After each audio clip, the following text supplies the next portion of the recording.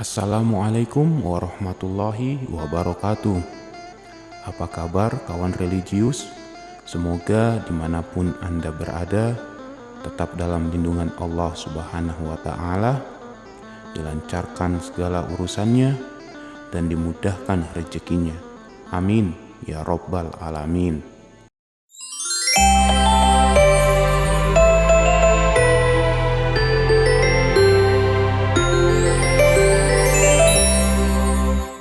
Membalas tipuan sang hakim. Memang Abu Nawas jika diceritakan tidak akan ada habisnya. Abu Nawas tidak kehabisan akal dalam menghadapi berbagai macam masalah yang pelik sekalipun.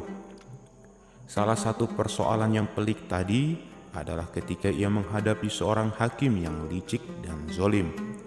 Ia pun mampu menghadapi kelicikan dan kezoliman itu dengan kelicikan pula hingga persoalan bisa selesai.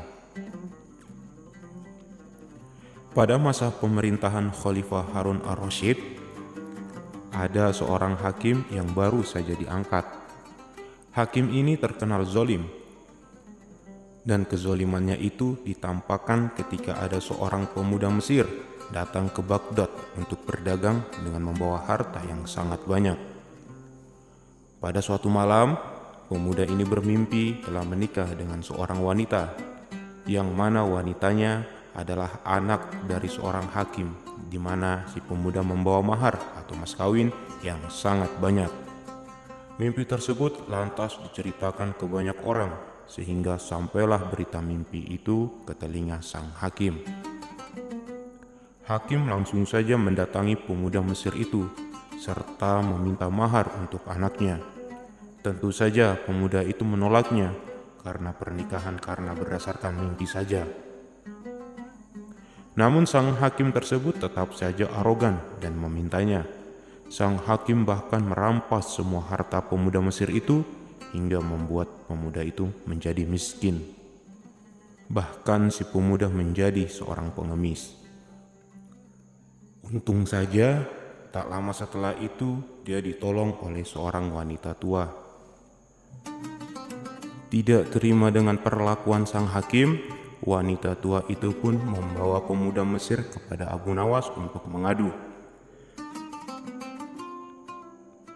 Begitu mendapat pengaduan, Abu Nawas langsung saja mengambil tindakan. Ia mengajak semua murid yang diajarinya untuk datang malam hari dengan membawa kapak, cangkul, martil, dan batu. Dengan arahan Abu Nawas, murid-muridnya pun langsung bergerak ke arah Tuan Hakim. Mereka seperti demonstran yang berteriak-teriak lalu menghancurkan rumah hakim itu sesuai dengan perintah. Melihat peristiwa itu, sang hakim pun keluar rumah dengan marah-marah dan bertanya, "Siapa yang menyuruh kalian melakukan semua ini?" Mereka pun menjawab, "Guru kami, Syekh Abu Nawas." Tidak terima dengan ulah murid-murid Abu Nawas, hakim itu melaporkan Abu Nawas ke Baginda Raja pada keesokan harinya. Pada pagi harinya, Abu Nawas dipanggil oleh raja untuk menghadap. "Wahai Abu Nawas, mengapa kamu merusak rumah hakim?" tanya Baginda. "Wahai tuanku, itu semua karena hamba bermimpi, dan dalam mimpi itu justru Tuan Hakim sendiri yang menyuruh hamba untuk merusak rumahnya," jawab Abu Nawas. Baginda Raja merasa aneh dengan jawaban itu dan bertanya, "Wahai Abu Nawas, hukum apa yang sedang kau pakai itu?" Dengan tenangnya Abu Nawas menjawab, "Hamba memakai hukum yang juga dipakai Tuan Hakim yang baru jadi ini, wahai Baginda Raja." Mendengar penuturan yang singkat itu, sang hakim pun menjadi pusat fasih serta terdiam 1000 bahasa. "Wahai hakim, benarkah kamu juga mempunyai hukum itu?" tanya Baginda. Sang hakim hanya terdiam saja ditanya oleh Baginda Raja, sehingga Baginda Raja meminta penjelasan dari Abu Nawas. "Hai Abu Nawas, coba jelaskan, kenapa ada peristiwa seperti ini?" tanya Baginda. Abu Nawas lantas menyuruh masuk pemuda Mesir itu untuk memberikan kesaksian. "Wahai anak Mesir, ceritakan apa yang sebenarnya terjadi sejak engkau datang ke negeri ini," tanya Baginda. Pemuda itu pun menceritakan penderitaan yang dialaminya akibat kezaliman sang hakim. Setelah si pemuda selesai bercerita, Baginda Raja langsung murka dengan adanya kebobrokan sikap hakim yang baru saja diangkatnya itu.